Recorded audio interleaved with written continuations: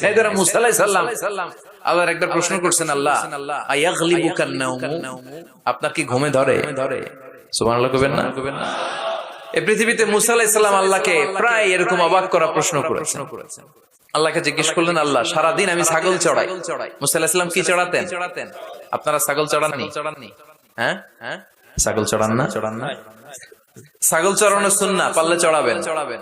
সহিহ বুখারীর বর্ণনা, মা মিন নাবিয়্যিন ইল্লা রাআল গানাম, এই পৃথিবীতে এমন কোন নবী নাই যে নবী ছাগল চড়ায় নাই। সুবহানাল্লাহ পড়েন।